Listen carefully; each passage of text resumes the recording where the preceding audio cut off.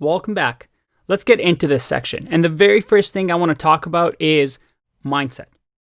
You see, the biggest mistake that we make going into an interview is that, thinking that this is your only chance. The way you walk into an interview is to walk in knowing that you have many other opportunities. This is just one of them. It's not do or die. It's not pass or fail. If this interview goes wrong and you don't get the job, your life isn't over. So first and foremost, treat everything as a learning experience. And what I mean by that is you go into the interview, whether it's a phone interview or an on-site interview, not expecting a job, not hoping for a job. Don't hope for anything at all. Just go to learn, to see where your weaknesses are, to learn about a company, and as with anything, as if you're running code, to check how good your code is. You just want to see how good you are at interviews. So that's the key. This is not your only chance. And if you go into that already, you're going to be less nervous, you're going to be more comfortable, it's going to help you out a lot. I know it's silly, I know it's one of those things that we all know, but really do that. Don't go into an interview nervous and thinking that, you know what, if I don't get this, then I'm not good enough. No, this is just another practice, another day at the office, you just trying to get to where you want to be next. Now, what about when you actually go into the interview for the first time? And this is where interviewing is very similar to dating. Your interviewer is more likely to be excited about interviewing you if you're excited as well. Because sometimes interviewers are people from human resources that do this every single day, or it could be other coders that are just taking time out of their day to interview you. So you want to make this exciting and fun for them. It's not all about you, it's also about them as well. And they want to see if they want to work with you. This is a little trick that it sounds silly, but it really, really does work. Your goal is to enter the room with a lot of energy, being happy, excited to be there. And this is a classic psychological technique where humans, when we interact with each other, we match each other's energy and energy level. So if you're excited, if you're walking in there with a big smile, ready to get the interview going, it's also going to jolt the interviewer to say, all right, let's do this, let's have fun, instead of just going there nervous and scary, because the interviewer is going to match your energy. So this is the trick. Before you open that door, say to yourself, I'm about to go meet a really good friend, like you've known them for years. And by acting like that, you're going to make the interviewer like you more. Again, it sounds silly, but it is a proven psychological technique. Not only that, but excitement is a signal that you actually want this job. So again, you're walking in, about to meet a best friend, and you're trying to make the interviewer's day, not bore them to death.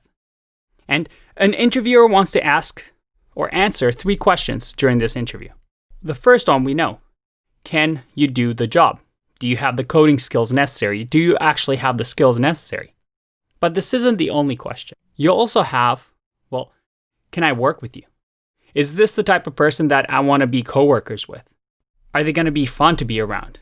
And this is a very important question that gets answered during these non-technical questions. And then the third one is, are you going to improve? Because most of the times when you get hired as a developer, you're not going to be 100% perfect match for them.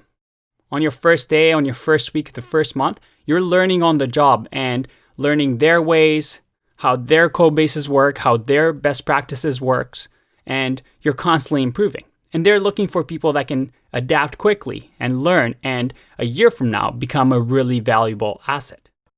The first question, can you do the job? We're prepared for that because we just finished the coding section. We know how to answer difficult technical questions.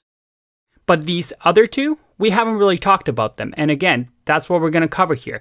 We're going to have the interviewer say yes to both of these last 2 questions. This is what we call behavioral question.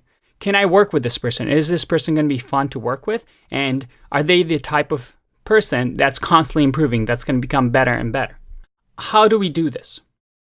Well, for the rest of the section, I want you to keep in mind these 4 figures. what I call the 4 heroes. And I know it's silly, it's going to be a little cartoonish, but this way, hopefully you remember this. You see, before you enter the interview, you have to have somewhere between 2 to 4 stories prepared that I call the 4 heroes. And it has to demonstrate to the interviewer that you have these 4 hero qualities that they're looking for. The first one is technical. You want to have a story prepared about your past experience. Maybe you worked on a really difficult project or a personal project that is going to impress the interviewer. A story just for yourself that you know a lot about because you've worked on it, and something that shows the interviewer as soon as you tell the story that, oh, this person is really technical and knows their stuff. So that's when we build that 1 to 2 big project in our portfolio that we talked about at the beginning of the course. That's when this comes in. So you want to demonstrate that you're very technical and smart. That's the first hero. The second one, success. And this hero story shows you that you're a successful person. If you built something, what did you do? Did you maybe start a little app that turned out to be quite successful and it got a lot of users? Maybe at your past job, you got promoted to a senior level position. You want to have some sort of story that shows you that you're a successful person, not a person that never succeeds in any job. The next one is leadership. Are you the type of person that takes charge, doesn't get told what to do all the time, and can be left on their own? Do you have leadership qualities? And then the last one is challenge. And challenge is they want to hear a story of you going through some really challenging things, maybe a challenging technical problem that you had on a project and how you overcame it. Because you're a type of person that when presented with something that is really difficult, that has no clear solution, you can overcome it. When left alone, you can overcome any challenge. And these 4 stories are going to be specific to you. So I can't really give you a story to tell the interviewer. Look in your past experiences, and I guarantee you, no matter what level of experience you have, you'll have some stories from your past. It could be from work, it could be from projects, it could be from other things, where you're able to demonstrate these 4 heroes. The rest of this section, the answers we're going to give, what we're going to talk about, are all going to demonstrate these 4 heroes. We're not going to say to the interviewer, oh, I'm a very successful person because I did this. No, we're going to tell these stories that we have. Remember, 2 to 4 stories that demonstrate these hero values. And we're going to tell these stories, and the interviewer is going to get that we have these 4 qualities, these 4 heroes, just through the stories.